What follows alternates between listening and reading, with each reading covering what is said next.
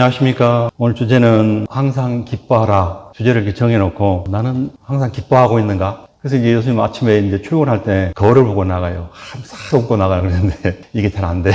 또 항상 즐거운 마음, 기뻐하는 마음을 가져야 되는데 잘 안 된 것을 보게 됩니다. 천국을 누가 물어본다면 한마디로 대답할 수 있다면 저는 기쁨의 나라, 영원한 기쁨의 나라라고 이렇게 대답할 것 같아요. 이제 우리 주님이 기쁨의 근원이시죠. 또 우리 주님 때문에 우리가 여기 있고 주님 나라 갈 때까지 주님께서 우리에게 요구하시는 것은 또 주님께서 우리에게 뜻하시는 것은 기뻐하라는 것이에요. 주님 안에서 기뻐하라. 요한복음 15장 11절에 내가 이것을 너희에게 이름은 내 기쁨이 너희 안에 있어 너희 기쁨을 충만하게 하려 함이라 이렇게 말씀하고 있습니다. 내 기쁨을 너희 안에 있어. 이 기쁨이 결국은 주님의 기쁨이거든요. 우리 주님의 기쁨을 우리가 충만하게 누리도록 우리 주님께서 이렇게 말씀하고 있습니다. 이 충만하다고 하고 말씀하시는데 충만하다는 것은 풍성한, 넘치는, 측량할 수 없는 이와 같은 비슷한 말씀이 보여지죠. 노아 홍수 때에 땅에 샘들이 터지고 하늘의 창이 열려서 비가 쏟아지는데 말씀에 보면은 물이 넘쳐서 천하의 산들이 다 보이지 않더라고 기록이 되어 있거든요.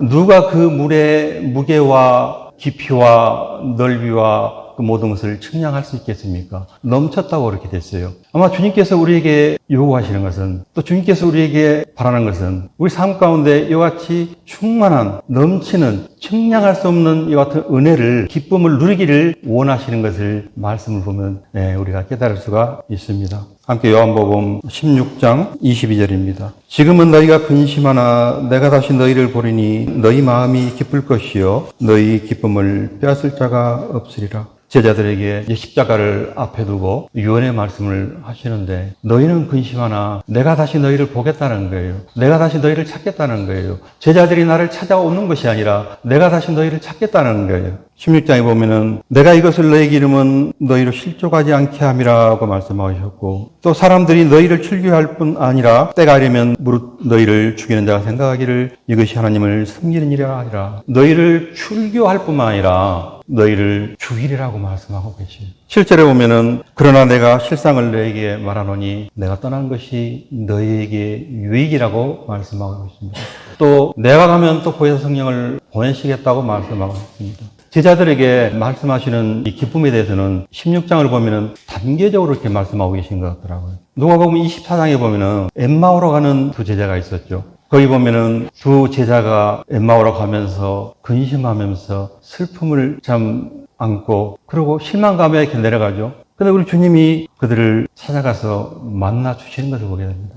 주님이 동행하면서 말씀을 하셔요. 그리고 이제 저녁을 잡수실 때에 이제 떡을 떼서 저녁을 먹고 난 다음에 그때 그들이 눈이 밝아져서 주님을 깨달은 거예요. 그들의 마음이 뜨거운 거예요. 그들의 마음에 기쁨이 있었던 거예요. 그래서 그들이 또 다른 지역으로 가지 않고 그들이 다시 여리고에 머물지 않고 예루살렘으로 다시 그 밤에 급하게 올라가는 것을 보게 되거든요. 기쁨을 안고 올라가는 거예요. 내려갈 때는 실망을 가지고 내려갔지만 내려갈 때는 참 주님에 대한 실망감에 내려갔지만 이제 올라갈 때는 주님을 만난 그 기쁨으로 그 밤에 단숨에 제자들이 있는 것을 올라간 것을 보게 됩니다. 그곳에 갔을 때에 주님의 제자들이 한 곳에 이렇게 모여 있었잖아요. 주님이 그곳에 나타내 보이셨어요. 너희에게 평안이 있을지어다. 그렇게 말씀하셨거든요. 주님이 영은 살과 뼈가 없으되 나는 있느니라 하고 제자들에게 직접 손과 발을 내밀어 보여주셔요. 그래서 이제 말씀해 보면은 그들이 너무 기쁨으로 아직도 잊지 못한다고 기록이 되어 있거든요. 제자들에게 만나서 너에게 평안이 있을지어다 했는데 제자들은 너무 기쁨으로 주님을 알아봤지만은 아직도 믿지는 못하는 제자들이 있었거든요. 주님이 이제 부활하시고 바로 승천하신 것이 아니라 40일 동안 보여주셨잖아요.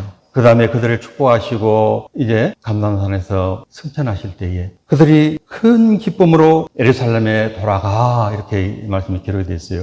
그러니까 이제 그들이 기쁨을 순서로 보면은 처음에 조금 기뻤고 그 다음에 큰 기쁨이 있었고 함께 사도행전 2장을 보겠습니다. 성령께서 그들에게 내주하셨을 때에 25절부터 28절에 보면은 시편에서 다윗이 고백했던 그 같은 고백을 제자들 하고 있고 베드로가 하고 있거든요. 26절에 그러므로 내 마음이 기뻐하였고 내 혀도 즐거워하였으며 육체도 희망에 거하리니 이는 내 영혼을 음부에 버리지 아니하시며 주의 거룩한 자로 썩음을 당하지 않게 하실 것이미로다. 주께서 생명의 길을 내게 보이셨으니 주 앞에서 내게 기쁨이 충만하게 하시리로다. 다윗이 고백했는데 제자들이 동일하게 기쁨을 고백하는 것을 보게 됩니다. 성령께서 내주하셨을 때에 그 기쁨을 빼앗을 자 없다고 하셨거든요. 주님이 승천하시는 것을 직접 보여주셨어요. 얼마나 기뻤겠어요. 또 주님 약속대로 성령님을 보내주셔서 성령께서 이제 우리 안에 아주 내주하고 계시요. 거룩한 성령께서 우리 안에서 오셨다가 떠나는 것 같다 다시 오시는 것이 아니라 아예 우리 안에서 내주하고 계시요. 거룩하신 성령께서 우리 안에 내주하고 계셔서 주님의 기쁨을 우리에게 마치 땅의 기쁨이 터져서 물이 넘쳐난 것 같이 우리 마음속 깊은 곳에서 이 평안이 끊이지 않잖아요. 또 하늘의 창이 열려서 물을 쏟은 것 같이 우리에게 베푸신 이 기쁨은 끊이지 않잖아요. 영광의 보좌에서 우리 주님께서 계속적으로 성령님을 통해서 우리 안에 기쁨을 주시는 이 기쁨을 어떻게 청량할 수 있겠습니까? 어떻게 그 무게를 다할 수 있겠습니까? 그러나 우리는 살면서 주님이 같이 기쁨을 누리기를 원하시고 온전한 기쁨을 누리시기를 원하시고 그 무게를 다할 수 없는 청량할 수 없는 그 기쁨을 누리시기를 원하시는데 내 삶을 돌아볼 때 과연 그렇게 그 기쁨을 누리고 있는가? 주님이 원하시는 대로 그 기쁨을 살고 있는가? 참 돌아보게 되더라고요. 사무엘하 6장에 오벳 에돔의 집에 이제 하나님의 언약궤가 3개월 동안 있었죠. 그곳에 있을 때에 그 집과 그 소유에 하나님께서 복을 주셨어요. 근데 다윗이 그거를 들은 거예요. 그래서 다윗이 다윗성으로 법궤를 옮겨오기 위해서 오벳 에돔 집에 가서 제사장들이 법궤를 메고 오는데 6걸음을 걸었을 때에 살찐 소와 송아지를 잡아서 제사를 드리거든요. 6걸음이면은 보통 한 4m 정도 되려나? 아마 그 집 나오기 전에 그랬던 것 같아요. 아마 우사가 죽은 일에 대해서 다윗은 굉장히 두려워하고 있었던 것 같아요. 그래서 6걸음을 걸었을 때에 제사장들이 축제하는 것을 보고 다윗이 그곳에서 소를 잡아서 제사를 드리고 이제 그가 언약궤를 메고 다윗성으로 올라오는데 얼마나 기뻤던지 여호와 앞에 힘써 춤을 췄다고 이렇게 기록이 되어 있거든요. 힘을 다해서 춤을 췄다 그러는데 저희들은 기쁨 가운데에 내 삶을 돌아볼 때 다윗과 같이 춤을 출 정도로 내게 기쁜 삶을 살았는가? 언약궤가 다윗성으로 올라올 때에 온 백성들이 나와서 악기를 하고 춤을 추면서 그와 같이 기쁨을 표현하는데 힘을 다해서 춤을 췄다고 기록이 되어 있거든요. 다윗이 아마 베옷을 입었던 것 같아요. 미갈이 창문을 바라보는데 아니 왕이 채통을 지켜야지 가장 중요하거든요. 백성들과 함께 춤추는 게 너무 보기가 안 좋은 거예요. 왕의 보좌에서 그냥 백성들을 돕고 백성들을 즐거워하게 해야 되는데 미갈의 마음에는 그게 못마땅한 거예요. 다윗이 법궤를 안치고 그가 이제 기뻐서 너무 기뻐서 백성들을 축복하고 또 백성들에게 고기와 떡과 포도주를 주면서 다 돌려보냈어요. 백성들을 축복하고 돌려보냈어요. 그리고 자기 가정을 축복하기 위해서 자기 집으로 이렇게 오는데 미갈이 집문 앞에서 기다리면서 비꼬는 거예요. 다윗은 백성들을 축복하고 이제 가정을 축복하기 위해서 가정을 왔는데 미갈이 그 기쁨을 빼앗은 것을 보게 됩니다. 미갈이 왕을 업신여겼다고 기록되어 있거든요. 업신여기는 거. 왕을 업신여기는 것은 주권자이신 하나님을 업신여기는 것이잖아요. 이 말씀을 보면서 저는 반대로 성도를 업신여기는 것은 성도의 기쁨을 빼앗는 것은 우리 주님을 업신여기는 건 생각이 들더라고요. 우리가 참으로 조심해야 될 부분들이 성도의 기쁨을 돕는 기쁨이 없는 성도들을 위해서 기도하고 그들을 위해서 힘을 실어주고 기쁨을 회복할 수 있도록 해야 되는데 우리는 때때로 이 미갈과 같은 삶을 살 수도 있겠다 생각이 들더라고요. 만약에 나 때문에 어떤 성도가 기쁨을 잃는다면은 나 때문에 어떤 성도가 실종한다면은 그 성도에게 한 것이 아니라 그 안에 계시는 주님을 업신여기느라고 생각합니다. 우리 삶 가운데 참으로 조심해야 되고 또 기쁨 없는 성도들에게 그를 위해서 기도하고 그를 돌아봐야 되고 어떤 형제님이 그런 말씀하시더라고요. 아들 형제가 구원을 받아서 같이 모임 생활을 하면서 일을 하시는데 이제 아들이 보기에 아버지가 하는 일이 조금 못마땅한 부분들이 있었어요. 아버지가 다 잘할 수 없잖아요. 모임에 성도를 섬기는 부분도 다 잘할 수도 없고 이제 아버지가 아들한테 너는 나한테 어떤 얘기를 권면하려면은 10번 기도하고 와서 나한테 권면해라. 그만큼 자신을 돌아보라는 거예요. 그만큼 자기 자신을 돌아보고 조심하라는 거예요. 10번 기도하다 보면은 자기 자신의 허물을 드러나잖아요. 자기 자신도 잘못하고 있잖아요. 아마 10번 기도해서 권면한다면은 내 자세가 달라질 것 같아요. 미갈이 지혜롭지 못하게 다윗 왕 앞에서 업신여기는 이와 같은 것을 실수를 범했죠. 그 뒤에 11장에 보면은 밧세바를 범하게 되는데 물론 다윗이 잘못했어요. 그렇지만은 저는 미갈의 사건과 연관이 있다고 저는 보여져요. 미갈이 왕을 잘 섬겼으면, 남편을 잘 섬겼으면은 아마 사무엘하 11장에 그런 엄청난 사건이 없었을 거예요. 다윗이 그 가정을 축복했다면은 그 가정에 피비린내 나는 그런 사건은 없을 거라고 저는 분별이 돼요.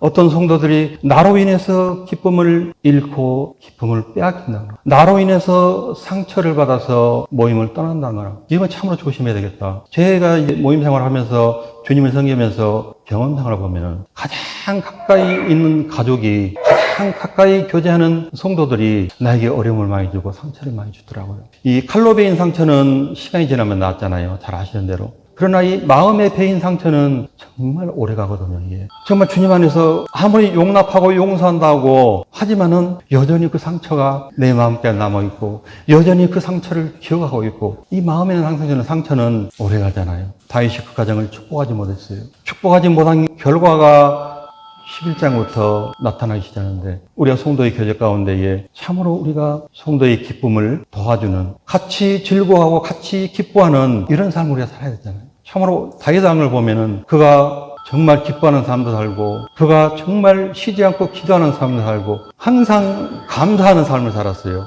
다윗이 자기 아내가 업신여기 있을 때에 한마디 하죠. 내가 아무리 스스로 낮아져서 천하게 보일지라도 너한테만 내가 높임을 받으리라고 그렇게 고백하거든요. 다윗이 자기 집을 축복하지 못하고 그 마음이 얼마나 아팠겠어요. 그 기쁨을 안고 집에 들어오자마자 그냥 업신여기는 가장 가까이서 있는 자기 몸의 판족이잖아요, 아내가. 우리가 성도의 교제 가운데 참으로 이 같은 조심해야 될 부분 생각해 보게 되고요. 사도 바울은 빌립보 성도들에게 기뻐하라. 내가 다시 말하노니 기뻐하라. 주 안에서 기뻐하라. 항상 기뻐하라. 계속적으로 반복적으로 얘기하잖아요. 주 안에서 살아. 주 안에서 계속적으로 7번인가 이 말씀이 기록이 됐잖아요. 사도 바울의 사정을 보면은 그가 옥중에 있었잖아요. 그의 삶은 참으로 육신적으로 보면 기뻐할 삶이 전혀 아니었어요. 옥에 먹는 것을 제대로 먹었겠습니까? 난방이 제대로 됐겠습니까? 옷을 제대로 입었겠습니까? 사람 취급을 받았겠습니까? 그곳에서. 그러나 빌립보 성도들 얘기를 듣고 그들이 기쁨을 잃었을 때에, 빌립보 성도들은 옥에 있는 건 아니잖아요.